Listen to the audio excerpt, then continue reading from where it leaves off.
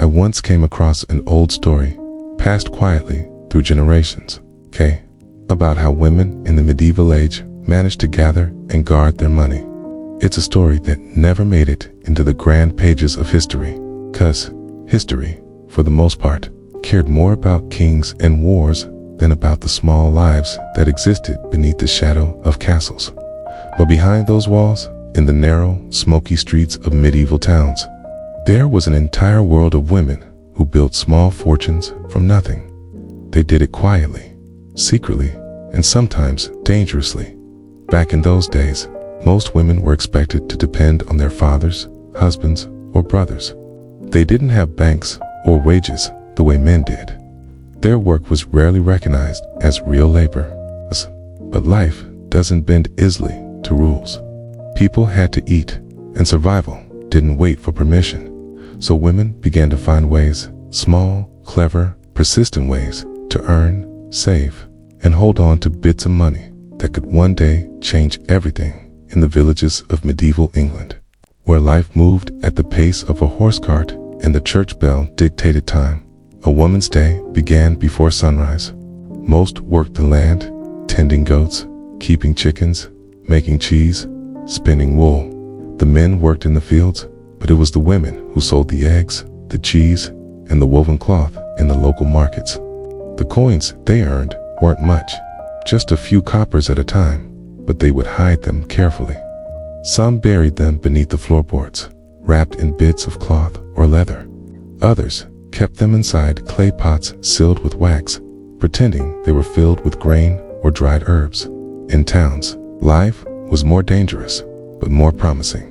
Market squares were full of life noise, smells, and the thick scent of smoke and iron. You could hear the sound of blacksmiths, the cries of merchants, and sometimes, in between, the soft voices of women selling ribbons, herbs, candles, or secondhand cloth. These women were clever traders. Some were widows who refused to remarry because it meant losing control of their small earnings. They'd rather live alone in small rooms with broken shutters than hand their savings over to a man again. They learned quickly how to negotiate, how to smile at the right moment, and how to disappear before someone started asking questions.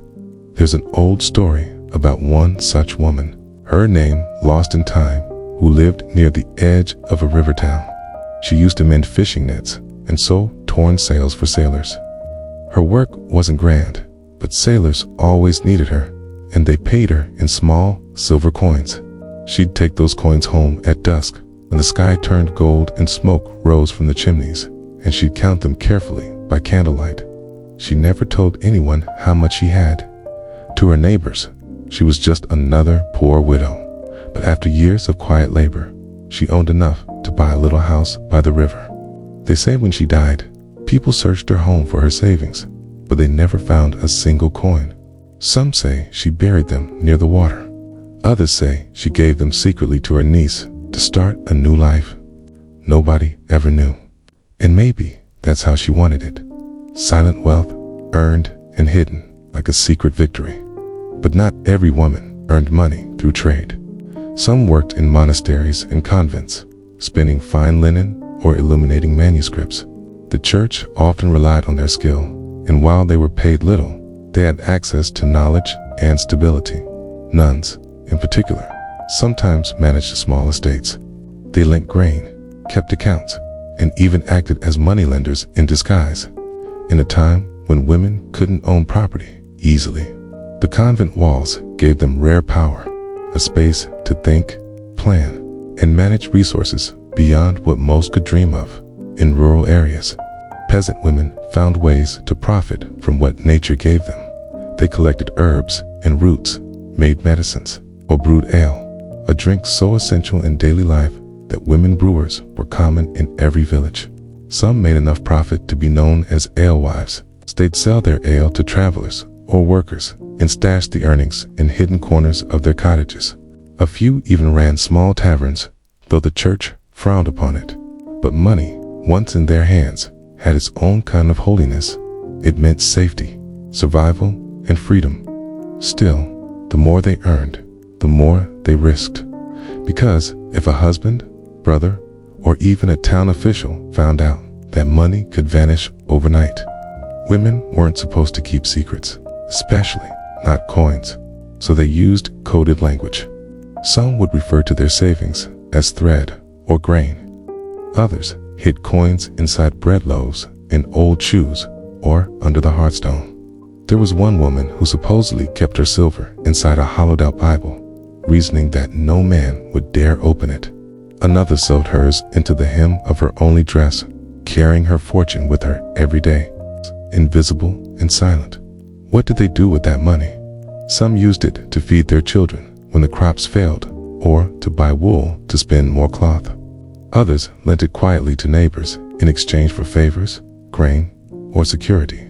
A few, the truly bold ones, used it to buy their freedom. If a woman's husband died and left her in debt, she could use her secret savings to pay the lord of the land and keep her small house. For them, those coins were more than just metal. They were hope, autonomy, and sometimes revenge in towns. A new class of women began to rise, artisans' wives who learned their husband's craft. They'd sell pottery, bake bread, or run small workshops. And when the husband went off to war or died from plague, these women often kept the business running. The neighbors would whisper that it wasn't proper, but the customers didn't care. As long as the bread was good or the cloth strong, they paid. These women began to appear in city records, though never by their own names, always as the widow of Thomas the Potter or wife of John the Weaver. Yet behind those titles, real stories, lived stories of women who handled trade, money, and negotiations with a sharpness that could shame any merchant. Then there were the women who served in great houses, maids, cooks, seamstresses. They were paid little, but they saw everything. They watched how nobles managed their wealth, how accounts were kept, how the rich borrowed and lent. Some learned to keep small portions of leftovers and resell them in the market. Others would quietly save the tips given by travelers or the coins found on floors. For many of them, even 10 coins could change a life enough to leave service. Start a small stall or move to a safer town, and there were darker ways too. Some women worked in taverns or as performers, singing or dancing in return for coins. Others were pushed into trades less spoken of, the ones that lived in the shadow of night. Even then, many saved what they could. There are records from old court books that tell of women who, after years in the streets, managed to buy small rooms or even lend money to others. Society never forgave them, but they understood something most never would. Money meant control over your own body, your own choices, your own fate. By the late medieval period, women's secret economies had grown quietly powerful. Some guilds even started to notice. A few women managed to join or influence guild work through their husbands or sons. They might not have been allowed to sign contracts openly, but they were the ones keeping the books at night, calculating profit and deciding when to risk or when to hold. Their understanding of value came not from theory, but from survival. There's something haunting about that. The idea that so many women across centuries learned the same silent art, how to gather little pieces of gold from the cracks of a world that didn't want them to have any. They didn't call it saving or investing. They just called it living. Every coin hidden under the floor, every trade made in whispers, every loan given without a written word. All of it was a quiet rebellion, and perhaps the most fascinating part isn't how they earned it, but what they did when they finally had enough. Some used it to educate their daughters in convent schools, giving the next generation a mind freer than theirs. Some bought freedom from abusive marriages through bribes or legal settlements. Some funded secret pilgrimages, journeys to holy places to cleanse their guilt, or maybe to celebrate their quiet victories. A few even became patrons of local churches, donating candles or chalices anonymously. Their money, once hidden in darkness, found its way into the light. But even after centuries, if you walk through the ruins of an old cottage or the remains of a medieval village, You might find small clay pots buried under hearthstones, coins still sleeping, waiting. They belonged to those forgotten women who never trusted the world enough to spend what they had. Every one of those coins carries a story of fear, courage, and the slow gathering of hope in a world built to deny it. When I first heard these stories, I remember thinking how different those times were, and yet how familiar they still feel. Even now, people save quietly, dream quietly, and build their lives coin by coin, never fully seen by history, but living, breathing, surviving just the same. As the years turned and the medieval world shifted from famine to trade, from plagues to progress, the quiet network of women who had learned to save began to change the rhythm of daily life. It didn't happen in a single generation or through grand revolutions. It happened in whispers, in corners, in moments of exchange that no one thought twice about.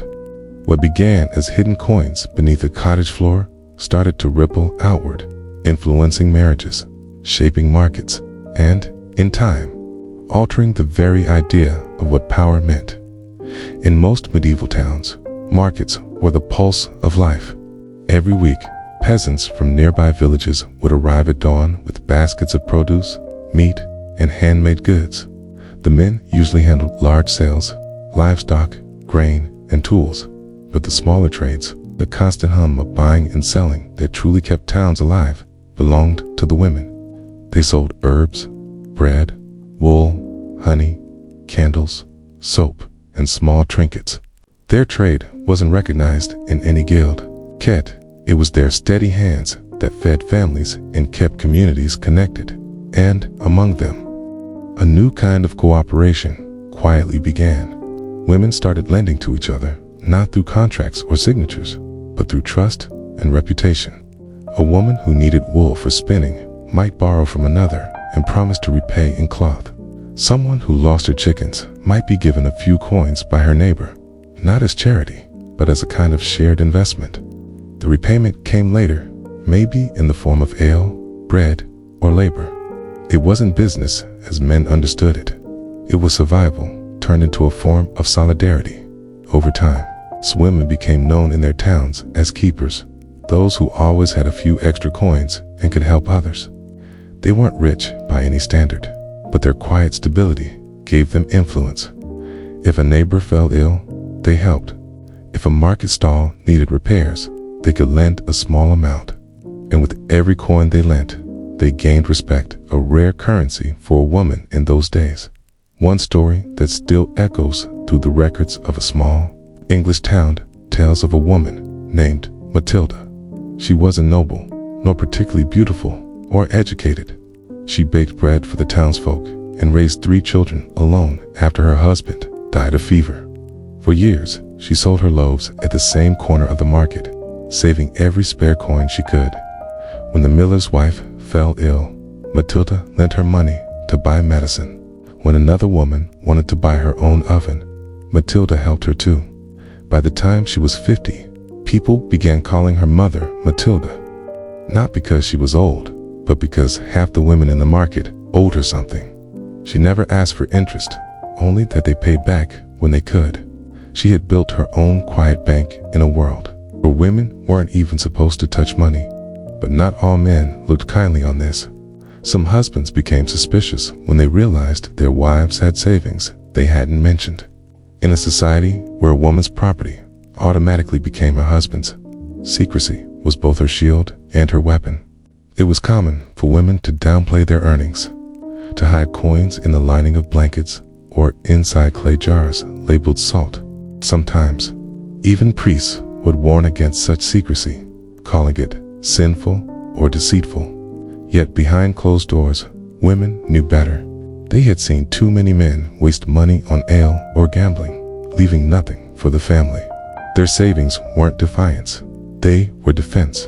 In the wealthier towns, merchant wives took this practice even further. While their husbands sailed across the sea or traded wool in distant cities, these women managed accounts at home. They paid apprentices, tracked expenses, and made sure the household ran smoothly. Some even invested in small ventures, buying goods from local artisans and selling them for profit. They couldn't sign contracts legally, but merchants often trusted them to handle business correspondence. In a few rare cases, when husbands died abroad, these women continued the trade themselves, quietly turning grief into opportunity. Records from the 14th century tell of one widow in York who ran her late husband's wool business for more than 20 years, expanding it beyond what he ever achieved. Her name appears in merchant ledgers simply as Widow Alice. Those who knew her said she was sharper than most men at negotiation. She never remarried. She said once, "A second husband is a second master. I already have enough to manage." Women like Alice began to change how towns worked. Their financial independence, though unspoken, began to attract both envy and admiration. Men might mock them in public, but quietly ask their advice in private. And other women, younger ones, watched and learned. They saw that money, even a small amount, could make the difference between dependence and dignity. Meanwhile, in the countryside, women continued their quieter forms of saving. They traded eggs for cloth, cloth for tools, and tools for animals. They grew herbs, not only for healing, but for selling. Some even started keeping written records, if they could write, noting what they lent and what they earned. A few literate nuns and scribes helped them, copying small lists for payment. It was the earliest form of bookkeeping among women, unrecognized by any guild or authority, but incredibly precise. There's a letter from 1378, written by a monk who complained that the local women were becoming too clever with numbers. He wrote, "They know the worth of a penny better than any man." It was meant as an insult, but it spoke a truth. Women had begun to understand the economy from the ground up. The growth of towns also brought new opportunities. The cloth industry, which spread through England and Flanders, relied heavily on female labor. Women spun, wove, and dyed fabrics for merchants. Payment was often irregular, but those who managed to save bought their own spinning wheels or looms. A woman with her own tools could work for herself, choosing her clients, setting her pace. It was quiet entrepreneurship, centuries before the term existed, in coastal towns. Fishermen's wives managed entire operations while the men were at sea. They sold fish, negotiated prices, salted and dried the catch, and handled money for the whole household. Some even acted as lenders to smaller fishing families. It wasn't charity, it was business, but they mastered it in the language of help and neighborliness, avoiding attention from officials who might accuse them of acting beyond their station. And in the midst of all this quiet progress, another layer of meaning began to form around money. For medieval women, coins weren't just tools of trade. They became symbols of self-worth. Each coin represented a choice to save, to survive, to say no when the world demanded yes. It's said that one woman in Canterbury kept a single silver coin under her pillow every night, not because she needed it, but because it reminded her that she was not entirely powerless. Sometimes that power came at a cost. When women were accused of witchcraft, one of the most common signs investigators looked for was hidden money. A secret stash of coins was taken as proof that she was using unnatural means to gain wealth. In truth, she was only using her intelligence. Many women lost their lives because they dared to protect what was theirs. But even that fear didn't stop others from following the same path. Survival demanded risk, and for them, saving money was an act of courage disguised as caution. In larger cities like London, Paris, or Bruges, this underground female economy became so strong that merchants quietly relied on it. Housewives were often the ones who ensured debts were repaid, who handled daily wages for apprentices, and who managed household accounts while their husbands focused on trade. There's evidence that some male traders borrowed from women discreetly without ever recording the debt, just to keep their businesses afloat. In those moments, power subtly shifted, though no one would have dared to admit it. And through all of this, the concept of inheritance began to evolve. Some women, unable to own land outright, used their savings to secure small dowries for their daughters. It was their way of passing down opportunity. A few left written wills, rare and precious documents, where they listed not land or titles, but simple possessions, coins, a spinning wheel, a piece of jewelry, or a chest. Every item told a story of effort and foresight. By the time the late Middle Ages gave way to the early modern world, this invisible network of women had already changed Europe in ways that historians are only beginning to understand. They never held office or signed decrees, yet they shaped trade routes through demand and labor. They never founded banks, but they understood credit and debt better than most scholars of their time. Their wisdom wasn't taught, it was lived, and when I imagined them sitting by the fire after a long day, hands rough from work, counting their coins in flickering light, I think of how each of those women was building something much larger than herself. Not an empire, not a legacy, but a quiet foundation of independence that future generations would walk upon. The gold of queens may have funded wars and cathedrals, but the silver of women kept homes alive, children fed, and dreams unbroken. So when people today speak of wealth as power, I remember that for medieval women, wealth was something even deeper. It was protection, privacy, and possibility. It was a secret kept close to the heart, one that whispered, "I can survive, I can choose," and that whisper, passed from mother to daughter, has never truly faded. The centuries rolled forward.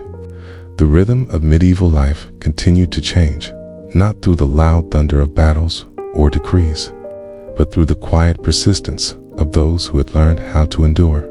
The secret economies built by women were no longer just about survival.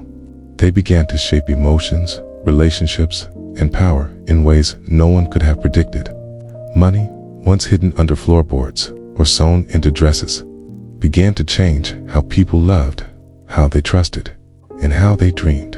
In the early years, a woman's marriage was more of a contract than a union of hearts. It was an exchange, dowry for protection, obedience for survival. Yet, as women began to hold small savings of their own, the balance shifted, almost imperceptibly.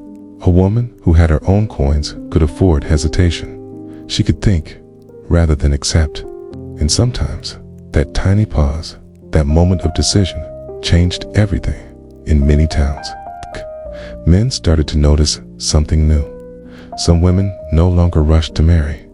They delayed proposals, negotiated better dowries, or even refused suitors outright. They might say they were waiting for the right man, but in truth, they were waiting for freedom, waiting to see how far their savings could take them. It wasn't rebellion in the loud sense. It was a quiet defiance, hidden behind politeness and patience. For the first time, choice entered the conversation of love. There's a tale, corded in fragments from a merchant's diary, about a young woman named Eleanor. Her father was a leather worker, poor but honest. When she reached marrying age, a local miller, older and known for his temper, offered a good dowry for her hand. Everyone expected her to accept, but Eleanor had been spinning flax and selling fine linen in the market since she was 12. She'd saved every coin, and by the time the proposal came, she had enough to live on her own for a while. She smiled, thanked the miller, and refused. Her neighbors whispered that she was foolish, but a year later, she opened her own small shop near the town gate, selling linen and lace. When travelers came through, they'd stop at her stall, drawn by her calm confidence. She married years later to a man of her choosing, not because she needed him, but because she wanted him. That small difference, need versus want, was the quiet revolution of her time. These stories spread, not through books, but through gossip, through mothers speaking to daughters while combing their hair by candlelight. "Keep a little for yourself," they'd whisper. "You never know what the world will bring." That simple advice carried the weight of generations. And as more women followed it, they began to see how money, even in small amounts, could buy dignity in a world that offered them little else. But independence came with risk. For every Eleanor who found freedom, there was another who faced suspicion or scorn. Some men accused such women of pride, or worse, witchcraft. The church often reminded women that humility was a virtue. Yet humility didn't feed a child or save a home. So the women kept their secrets, their hidden purses, their coded language, their private exchanges at the market. Over time, these habits formed invisible threads that connected them across towns and generations. If you walked through a medieval marketplace in those days, you might have seen it without even realizing the brief glances, the quiet exchanges, the small bags passed from one hand to another. It wasn't always about money. Sometimes it was advice, information, or help. One woman might warn another about a new tax collector or share which merchant paid fairly. These were acts of trust built over bread and barter. The beginnings of a silent alliance. As these alliances deepened, they began to influence politics in subtle ways. Wealthy merchant families often relied on the judgment of their wives and daughters. Many men traveled for trade or war, leaving women to manage affairs at home. Letters from those times tell of wives negotiating with landlords, handling debts, and even managing disputes. Some of them became known for their sense of fairness, a strange thing in a world that rarely credited women with reason. But they earned respect, coin by coin, decision by decision. In cities like Florence and Bruges, some merchant wives began keeping house books, early ledgers that tracked expenses, savings, and trades. Scholars who later studied these books were astonished by the detail and accuracy. They weren't just lists of purchases. They were blueprints of life. In those ink lines, you could see how money flowed through a household, not just for bread and candles, but for education, music, or the secret purchase of books. Books were expensive, often forbidden to women unless they were religious. Yet a few, determined and curious, found ways to buy them. Knowledge was another kind of currency, one even more powerful than silver. And then came the stories of love and loss, that money could not buy but often shaped. There was a woman in Burgundy who lent money to her husband in secret, because his business was failing and his pride too fragile to ask for help. She kept it hidden for years, pretending that luck had turned in his favor. Only when she died did he find her ledger, small, neat handwriting, every coin recorded. He wept over it, not for the money, but for the truth. She had saved him without ever taking credit. In another village, a husband accused his wife of theft after discovering hidden coins. When brought before the local magistrate, she said simply, "I saved from what was mine to guard against hunger." The court dismissed the case, though the whispers never stopped. Yet, even that small victory became legend among local women. Guard against hunger, they'd say, whenever one of them tucked a coin away. It became both a warning and a blessing. Money had started to carry meaning beyond value. It became memory of labor, of love, of safety. A single silver coin might represent a week of spinning or months of small sacrifices. So when a woman gave a coin to another in need, it wasn't a simple transaction. It was a gesture of shared struggle.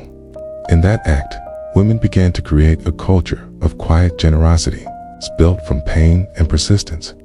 Over time, this culture began to touch even those in power.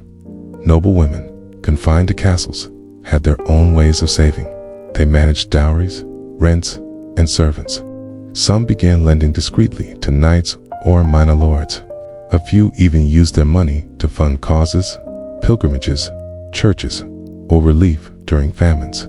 Chronicles mention a noble lady in Normandy who financed the rebuilding of a village after a fire, using money she had secretly collected over years. Her husband, a lord known for his vanity, took public credit, but everyone in the village knew who had truly saved them. When she died, the villagers placed a small pouch of coins on her grave, a symbol of gratitude for a woman who had done what no decree ever could. In the shadows of such stories, the line between love and power began to blur. Men might still hold titles, but women, through their control of household finances and savings, began to influence decisions, which alliances to make, which debts to settle, which disputes to forgive. They wielded power through care, through patience, through the management of scarcity. It wasn't the sword or the crown that gave them strength, but the knowledge of what it took to keep life moving in a fragile world. By the later Middle Ages, some priests started preaching sermons about the virtue of prudent wives, perhaps realizing that condemning women's financial wisdom had done little good. They began to praise thrift, moderation, and foresight, all qualities women had long mastered. The irony was thick. What had once been considered disobedience now became moral virtue. The world was slowly learning what women already knew, that saving wasn't selfishness. It was survival, refined into art. And so, as generations passed, the habit of saving, lending, and managing money became part of a woman's quiet identity. Mothers taught daughters not just how to cook or sew, but how to measure value, how to recognize the worth of effort, how to spot a fair deal, how to hide a coin in plain sight. These lessons weren't written down. They were whispered like prayers. Every woman became a student of subtlety, an economist in disguise, a guardian of small but essential empires. Sometimes I think of them at night, sitting by dim firelight, counting the few coins they owned, their faces calm, eyes full of thought. They might not have seen themselves as part of history, but they were shaping it, piece by piece. They weren't only preserving money, they were preserving choice. And choice, once earned, never truly dies. When the Renaissance dawned, bringing light and learning back to Europe, much of that progress stood on invisible foundations laid by these women. The merchants, scholars, and explorers who defined the new age came from homes sustained by their quiet labor. Behind every illuminated manuscript, every map, every voyage, there were women who had kept the fire burning, who had counted coins while the world changed outside their doors. Their names were rarely written, but their influence lived on in the steadiness of families, the growth of towns, and the evolution of something no one could yet name: independence. It began not with crowns or armies, but with a handful of coins hidden under a hearthstone, and a decision to keep them safe, no matter what the world demanded. By the dawn of the Renaissance, the medieval world that had once seemed eternal was beginning to tremble and change. The sound of bells still filled the air. The fields still rolled out across the countryside, and the markets still pulsed with life. But beneath that familiar rhythm, something new was awakening. Knowledge was spreading, trade was widening, and the silent, practical wisdom of women, passed through centuries of necessity, was about to take on new meaning. In cities where towers reached toward the sky and ships crowded the harbors, money began to move faster than it ever had before. Gold from distant lands, spices from the east, silks and glass all flowed into Europe's hands. Men wrote about discovery and invention, but the truth is, discovery begins long before it is announced. It begins in kitchens, in markets, in the quiet hands of people who know how to make use of what little they have. And no one understood that better than the women who had spent generations turning survival into art.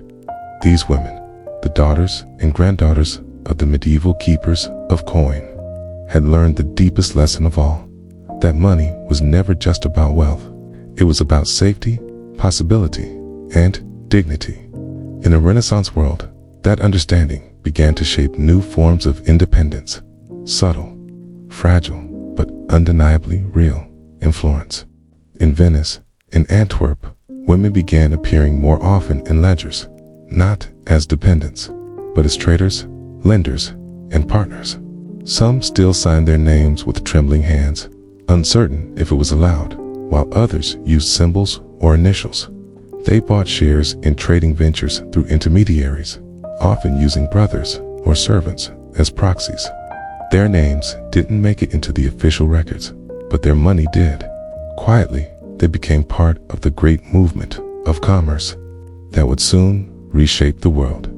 There's a story told about a widow in Venice who invested in a shipping company using the money she had saved from her late husband's business. The records call her only La Donna Bianca.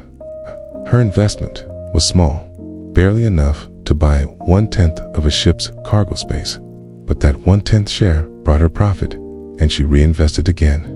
By the time she died, she had stakes in 3 ships.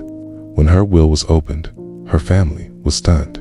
She had left enough for her daughters to marry well and for her servants to live freely. She had turned widowhood into wealth, not through inheritance, but through quiet calculation in England and France. Merchant wives began to keep not only house books, but full trade accounts. They oversaw transactions, calculated interest, and negotiated with suppliers. Some disguised their handwriting as their husbands to make records official. Others signed with a simple mark, an X that carried generations of resilience behind it. The Renaissance celebrated artists and thinkers, but in the shadow of their glory, women were mastering the same art of creation. Only their canvas was life itself. Education began to spread slowly among women of the middle class. A few learned to read, fewer learned to write, but those who did became keepers of new kinds of power. They read not just prayers, but price lists, contracts, and correspondence. A letter from a merchant's wife in Bruges survives, written in 1491. In it, she discusses grain prices, exchange rates, and the debt owed to her household. She writes with precision, as though she had studied in a guild hall. She never mentions her name. She signs only the one who waits for your safe return. But the intelligence in her words speaks louder than any title. And beneath all this practical wisdom, love and ambition continued their intricate dance. The Renaissance praised beauty and passion, but for many women, beauty was no longer the only form of worth. There were those who married not for money, but for partnership, a rare thing in those days. A woman with her own means could choose differently. Some men found that intoxicating, others found it dangerous. There were marriages built on respect, where husband and wife ran workshops side by side, and there were others, full of quiet tension, where the woman's skill with numbers and negotiation unsettled the man's pride. In the town of Ghent, there was a dyer's wife named Isabel who kept her husband's accounts. When he fell ill, she took over the business entirely.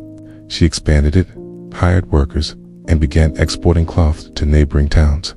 When he recovered, he tried to reclaim control, but the suppliers refused to deal with him. They preferred Isabel. She paid fairly, kept her word, and never cheated a single customer. In the town records, the business was still registered under her husband's name, but everyone knew who truly ran it. When he died years later, the local council allowed her to continue under her own seal. It was the first time in that region's history that a woman's mark was accepted on a trade license. These small victories echoed through communities like distant bells. Other women took note. They began to ask quiet questions. What if we could own land? What if we could learn numbers? What if we could write our own names? The Renaissance world was not kind to women who asked questions, but it could not silence them forever. Ideas spread like smoke, slow, invisible, unstoppable. The printing press amplified everything. Books became cheaper, and pamphlets circulated ideas across borders.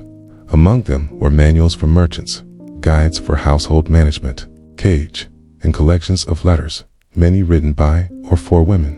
Some included advice on saving, trading, and running small businesses. One popular text in the early 1500s, attributed to a man, was almost certainly compiled from the experiences of women traders. Its tone was too domestic, too intimate, too practical. It spoke of weighing cloth, negotiating prices at dawn markets, keeping accounts in secret books. All things that men rarely did themselves. And while scholars debated philosophy and artists painted gods, women painted their futures with quieter strokes. Some joined convents, not for piety, but for peace, places where they could write, manage estates, or study herbal medicine. Nuns often became financial managers for noble families, trusted to handle donations and rents. The convent, once a prison for unwanted daughters, was turning into a hidden academy of skill and learning in the ports of Lisbon and Seville. Sailors' wives learned to trade spices and fabrics brought from overseas. They developed networks that spanned continents, though no historian recorded their names. They understood risk and timing better than most merchants, for their very lives depended on both. They had waited months, sometimes years, for ships to return, and learned that patience itself could be a form of wealth. But as money flowed more freely, so did danger. Wealth drew envy, and power drew attention. Some women lost everything to false accusations, legal tricks, or greedy relatives. In Italy, a woman's property could still be seized by male guardians. In England, her earnings could be claimed by her husband. To protect themselves, women developed new strategies. Some hid their wealth in dowries, structured as loans, technically belonging to their families. Others invested in jewelry, a currency that could be worn and carried anywhere. Pearls and gold chains became not just ornaments, but insurance policies, portable savings hidden in beauty. There's a haunting entry in a Florentine ledger from 1520, sold one ring, 15 florins, to pay for passage to Lyon. The buyer's name is missing, replaced with the words La Donna Sola, the woman alone. We'll never know her story, but in those 3 words, a whole life flickers. A woman selling her last jewel to cross borders, chasing safety or freedom, carrying with her the same spirit that had burned quietly for centuries. By the middle of the Renaissance, women's money began to find its way into art itself. Wealthy widows commissioned paintings, not of saints or kings, but of themselves, holding books, coins, or ledgers. These portraits were subtle declarations of identity. They said, I exist, I earned, I endured. Even when their names were forgotten, their painted eyes kept watch over the centuries, reminding the world that power could take many shapes. And through all this, the essence of those old medieval lessons remained: the habit of saving, the secrecy, the care with which they guarded what was theirs. They still counted coins by candlelight, still planned for storms before they came. But now, for the first time, some of them could imagine more than survival. They could imagine legacy in quiet corners of libraries and convents. Women began writing about themselves, diaries, letters, ledgers, turned memoirs. Many were destroyed, but a few survived. In them, you can feel the pulse of their new awareness that what they were doing mattered. That saving wasn't just about coins, but about leaving something behind, a record of existence, a voice carried forward in ink. When I think of them, I imagine not queens or noble women, but those who lived between light and shadow. Bakers' wives, weavers, traders, nuns, widows, daughters. I imagine them standing in small rooms full of dust and hope, holding a few coins in their hands, whispering the same prayer their ancestors once did. Let this be enough to see me through. And perhaps it always was, because through their quiet persistence, they built the foundation of something that would one day have a name: independence, ambition, equality. But for them, it was simply life, the art of holding on, of building quietly while others shouted, of shaping the future from the edges of history. The Renaissance may have belonged to the thinkers and explorers, but its heartbeats, steady, unseen, unbroken, still belonged to those women who had learned, long ago, how to turn silver into strength. The world kept turning, faster than ever before. By the 17th century, trade had become a river that no one could stop.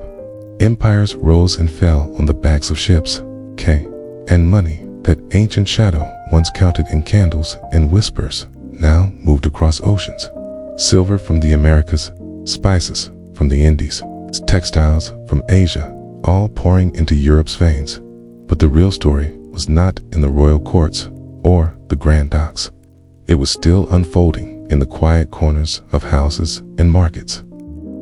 In the silent discipline of women who had never stopped saving, counting, and adapting. They had survived wars, plagues, famines, and laws written against them, and somehow they were still there, stronger, wiser, and infinitely patient.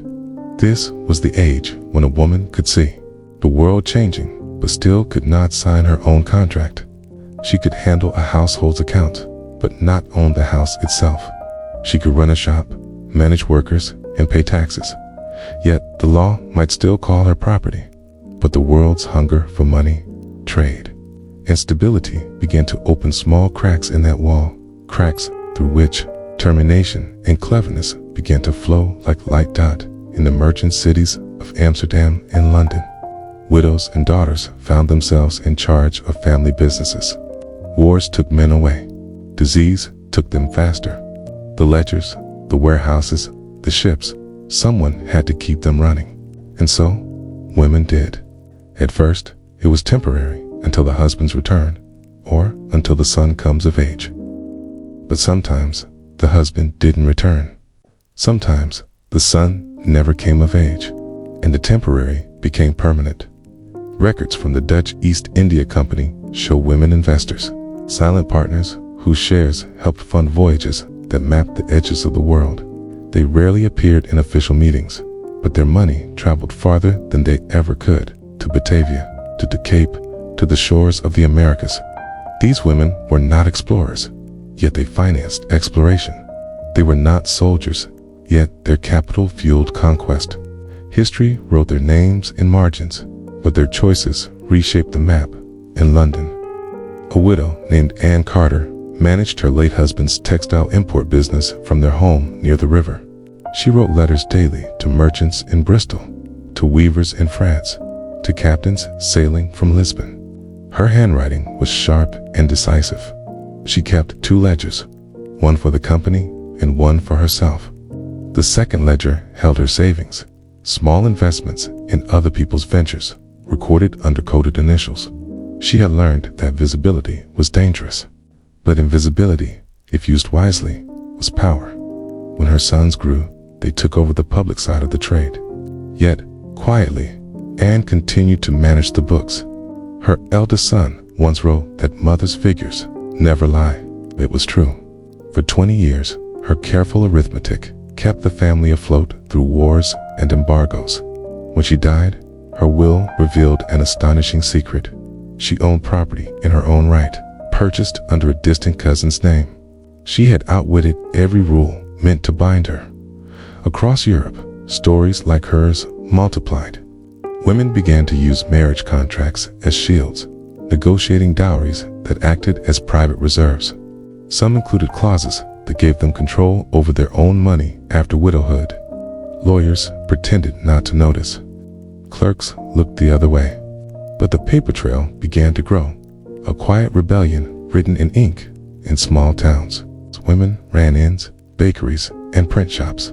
The printing press, once a tool of scholars, became a weapon of practicality. Manuals appeared, teaching arithmetic for gentlewomen, scribing in plain language how to calculate interest, balance accounts, and manage servants' wages. Some of these books were written anonymously, but their tone betrayed a female hand. The sentences were simple, the examples domestic: how to price cloth, how to divide an inheritance, how to measure grain. Behind those pages lay centuries of lived experience, finally breaking the surface in Spain. The daughters of merchants learned double-entry bookkeeping alongside their brothers. In Germany, some women entered trade guilds disguised as apprentices. In Paris, women began working as moneylenders, small, quiet loans at the edge of legality, often to men who pretended not to need them. They lent with caution, recorded debts carefully, and collected relentlessly. These women were feared, mocked, and sometimes accused of witchcraft, but they were also respected. For every man who cursed them, another came knocking for a loan. And witchcraft, that old accusation, began to reveal another truth. Many of the women accused were not spellcasters or heretics. They were widows with property, midwives with clients, herbalists who understood medicine better than the local priests. They were women who held knowledge or money outside the reach of men. Power misunderstood becomes fear, and fear often wears the mask of righteousness. The same hands that once counted coins in darkness now handled ledgers by daylight. In Antwerp, widows of painters managed their late husbands' workshops, sold art, and negotiated with patrons. In Florence, nuns invested their convent savings into textile production. In London, women began joining informal credit circles, lending to one another, keeping their own small economies alive. Sometimes, these networks stretched farther than anyone imagined. A woman in Amsterdam could lend money to a cousin in Hamburg who would send goods to London, where another woman, a friend of a friend, sold them for profit. Each link invisible, each transaction small, but together they formed an unrecorded economy, a quiet world built on trust, communication, and the stubborn refusal to be powerless. By now, money had become something more than safety. It was a voice. To possess it meant to decide, however slightly, one's own path. For women who had spent centuries obeying, this was a revelation. One letter, preserved in a London archive, captures that awakening perfectly. Written in 1674 by an unnamed woman to her sister, says, "Greater than I have learned that the keeping of coin brings me a peace that no sermon ever did. It is not greed, but breath itself. For with it, I may choose when to speak and when to remain silent." Those words echo across time. The language is old, but the feeling is familiar. She was not chasing luxury, it's only autonomy, the right to breathe without asking permission. And yet, even as they grew more capable, these women understood how fragile their power was. A law could change, a marriage could erase them, a signature could undo years of labor. So they continued their old habits: secrecy, prudence, patience. They passed advice from mother to daughter, never all at once, always in fragments woven into daily talk.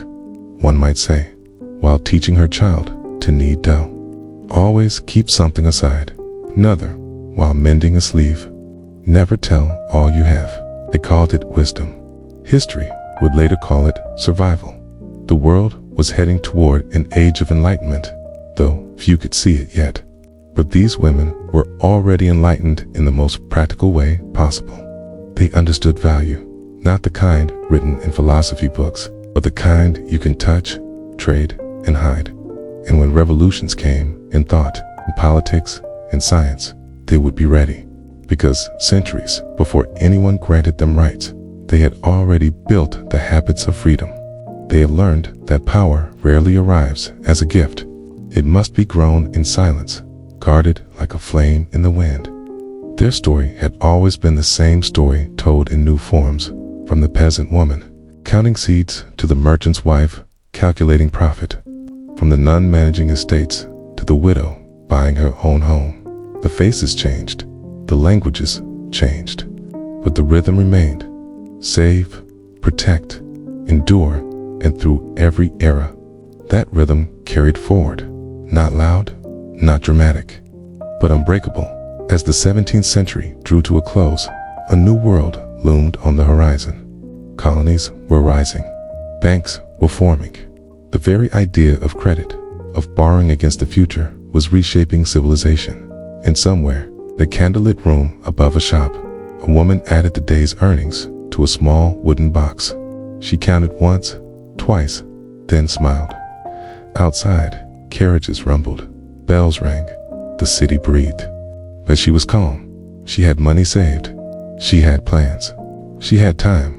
She didn't know it, but she was part of a quiet revolution, one that had begun long ago, in a world of dirt floors and whispered prayers, and would one day lead to women owning banks, writing checks, and building empires. It all began with the smallest act of defiance, a woman saving a coin she was never meant to keep. The 18th century rose like a restless dawn. The world that had once belonged to guilds and kingdoms was transforming into something new. A world of machines, colonies, and ideas. Cities swelled, ships multiplied, factories breathed smoke into the air. The air itself seemed to hum with invention. And yet, beneath that noise, Lada, the same heartbeat remained, the steady, quiet rhythm of women who still counted, planned, and endured. For centuries, they had been invisible. Now, for the first time, the world was accidentally making room for them, not through kindness, but through necessity. Wars had emptied towns of men. Empires needed managers, traders, and workers. The cost of progress was hunger for labor, and when there were not enough hands, the world finally noticed the ones it had ignored in the markets of London, Paris, and Lisbon. Women began to appear not only as shoppers, but as sellers, lenders, and bookkeepers. They had always done these things, but now they could sometimes do them publicly. A woman with skill could run a shop. A widow could manage property. A daughter could inherit a share of her family's trade. The line between what was allowed and what was tolerated blurred, and in that blur, opportunity lived in Edinburgh. A watchmaker's wife named Margaret Grant ran the entire business after her husband's death. She trained apprentices, ordered parts from Switzerland, and balanced accounts by candlelight. The local papers mentioned her once, calling her a respectable woman of precise habits. They never said she was a master of her craft, but she was. Every clock that left her shop carried her touch, her patience, her unacknowledged genius. In France, the salons buzzed with talk of philosophy, liberty, equality, reason. But while men debated theory, women practiced it in daily life. They ran those salons, managed the expenses, chose the guests, guided the conversations. They controlled not just the food and the candles, but the flow of ideas. Many of the Enlightenment's greatest thinkers sat at tables lit, financed, and moderated by women. Their influence was quiet, but it shaped the age itself. Money, for these women, was still protection, but it was also beginning to mean expression. A woman who could control her purse could also control her destiny, or at least the small circle of her own survival. They funded their sons' education, their daughters' dowries, their own secret plans. Letters from that century revealed a shift in tone. No longer were women simply asking how to save. They were asking how to invest. One woman in Amsterdam wrote to her sister, "The world opens to those who risk, and I am learning to risk with care." Another, in colonial Boston, described lending money to neighbors at modest interest. They think it is charity. I think it is strategy. Across the Atlantic, the colonies were swelling into restless nations. Trade crossed oceans faster than ever, and the New World brought both promise and loss. Women followed commerce into these frontier economies, their habits of thrift and patience perfectly suited to uncertain lands. Some ran inns along new roads. Others managed farms when their husbands went to sea. A few brave, or perhaps desperate, lent money to settlers, keeping careful records in small leather books. One of those books survives, its pages browned and fragile. On the first page, in steady handwriting, it says, "To be owed is not to be owned." The rest is a list of names and amounts, a ledger of quiet authority. Back in Europe, revolutions brewed. France burned with ideals that both liberated and destroyed. In the chaos, women found themselves at the front lines of survival once again.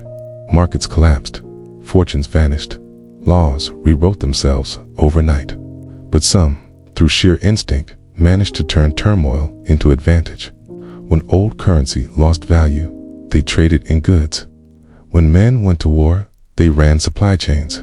When cities fell, they fled with what truly mattered: gold, jewelry, and the knowledge of how to start again. There's a story told about a Parisian seamstress during the Revolution. Her name was Colette. She had no husband, no family, only her trade. When business dried up, she began mending soldiers' uniforms. She accepted payment, not in coins, which were worthless, but in buttons, metal ones, she melted down later for scrap. By the end of the war, she had enough metal to sell for a small fortune. She used it to buy a room, then a shop, then to hire 2 girls to help her. When peace returned, she was one of the few with cash to spare. She never called herself a businesswoman, okay? But she had built an empire from broken buttons. Everywhere, women's hands turned fragments into futures. They learned to navigate inflation, taxes, and new banking systems. In some countries, they could finally open accounts, though often only with the male relative's signature. Still, it was a step. A door cracked open, just wide enough for hope to slip through. Education followed money, as it always does. Women began to study arithmetic, not as curiosity, but as necessity. A generation of calculating ladies emerged, not gamblers, but investors.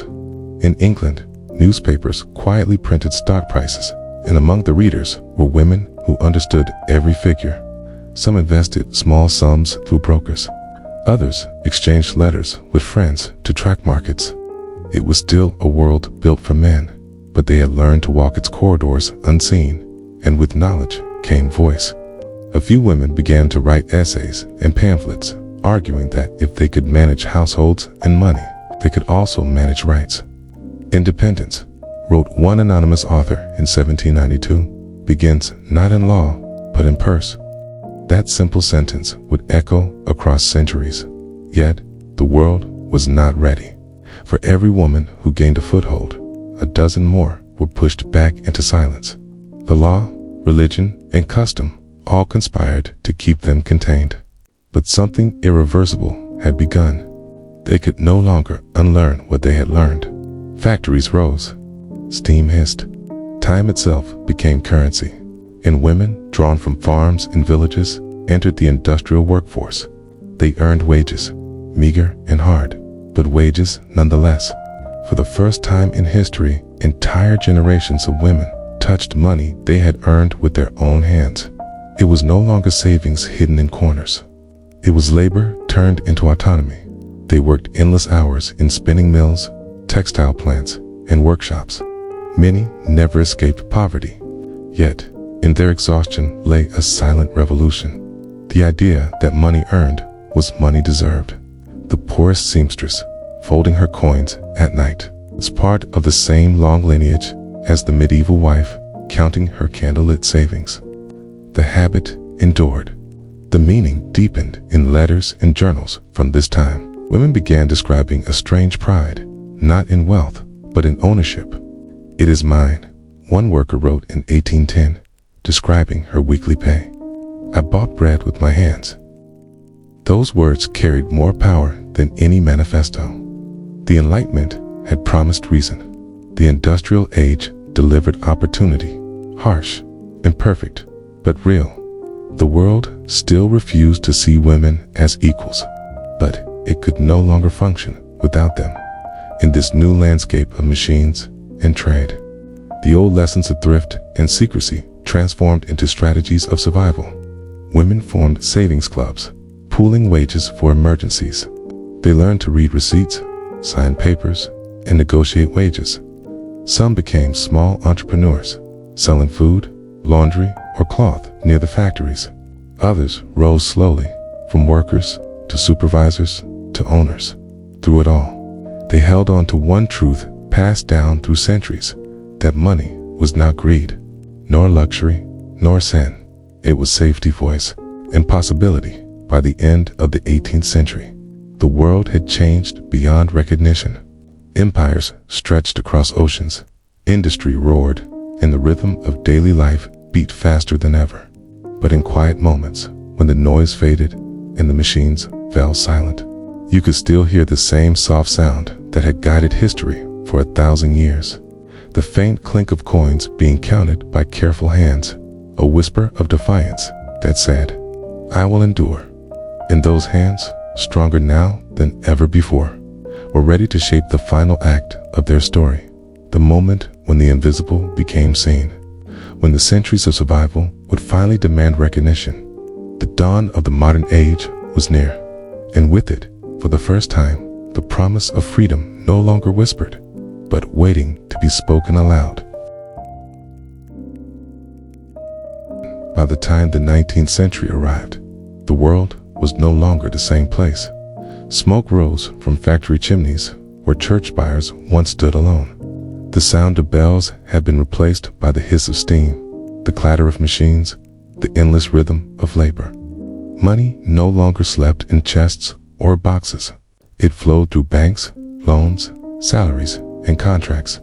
The age of quiet coins had become the age of capital, and in this vast transformation, the birth of the modern world women stood at the crossroads of everything they had endured. For centuries, they had saved in silence. Now, for the first time, the silence began to break.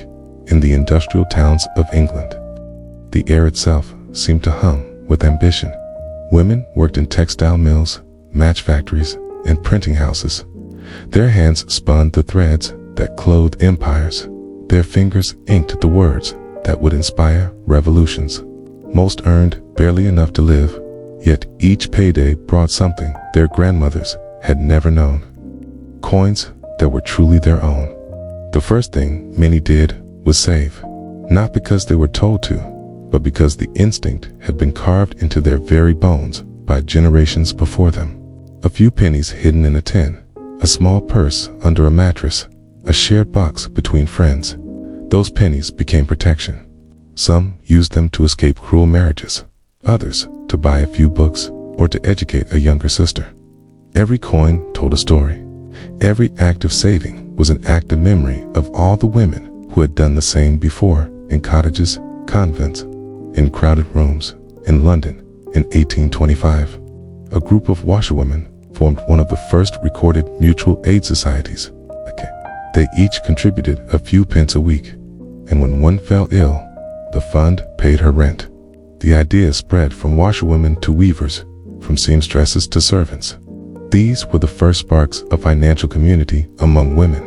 Solidarity made visible. The newspapers of the time mocked them, calling them penny clubs. But what those men failed to see was that these clubs were the beginning of something far greater. A shared recognition that independence was possible, not through inheritance, but through cooperation. In America, similar stories bloomed. Women in port towns managed small businesses while their husbands sailed. Some turned front rooms into shops. Others rented out rooms to travelers. They were not called entrepreneurs yet. That word would come later, but they were inventing entrepreneurship itself. And then came the revolutions of rights. The same century that built machines also built movements. Women who had once only whispered about their savings now stood before crowds and demanded recognition. They spoke not just of morality or family, but of money, of property, wages, and ownership. One of them, a factory worker named Sarah Bagley, wrote in 1845, "We earn as men do, we labor as men do, but our coin is worth less because we are women. I call that theft, not law." Her words were reprinted, whispered, remembered, across Europe. The winds of change swept through cities and drawing rooms alike. Women began opening bank accounts, sometimes under false names, sometimes with forged signatures, until banks could no longer pretend they didn't exist. Insurance companies noticed, landlords noticed, governments noticed. Every quiet saver became a statistic the world could no longer ignore. In education, that old forbidden fruit was finally within reach. Girls began to learn mathematics and business. The daughters of mill workers read accounting ledgers. The daughters of merchants read newspapers. A new kind of literacy emerged, the language of finance. By the late 1800s, women were running printing presses, owning property, trading stocks. They gathered in parlor rooms to discuss investment, in church basements to share strategies, in union halls to demand better pay. The invisible network that had once stretched through whispers in secret ledgers was now a chorus of organized, articulate, unstoppable voices. Still, it wasn't easy. The world did not hand them freedom. They wrestled it, inch by inch. For every woman who succeeded, there were countless others crushed by poverty or prejudice.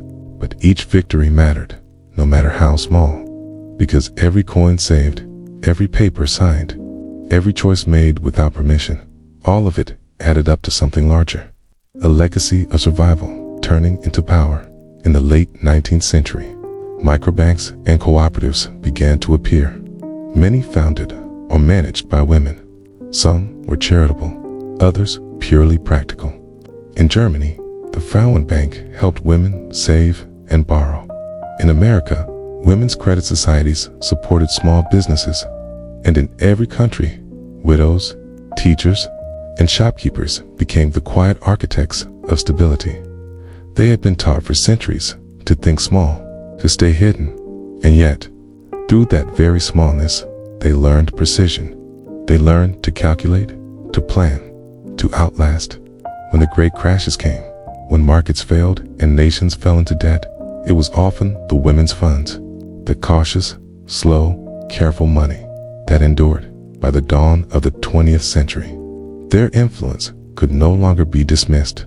Women had entered factories, schools, offices, and hospitals. They taught, they nursed, they wrote, they managed. They had money in their purses and names on bank accounts. The old cycle, save, protect, endure, had become something new. Earn, build, and lead. And yet, they never forgot where it began. When older women taught the young how to keep books, how to save wages, how to trust only what was written and counted. They were passing down not just advice, but ancestry. They were the descendants of medieval keepers of coins, of Renaissance investors, of Enlightenment merchants. The shape of their world had changed, but the soul of their story remained the same. Even in the early 20th century, as suffrage movements grew and women took to the streets, the sound of quiet saving still existed in the background. That soft, rhythmic counting, the oldest music of independence. And maybe that's what history never fully understood. That the power of women's money was never about greed or ambition alone. It was about memory. It was about knowing that in every generation, someone had to prepare for the unknown, and women had always done it first. A few decades later, when banks began hiring women as clerks, when the first female accountants signed their names officially, when widows became investors and daughters became landowners, they were not starting something new. They were continuing something ancient. The story that began with hidden coins in a medieval cottage had become a global movement.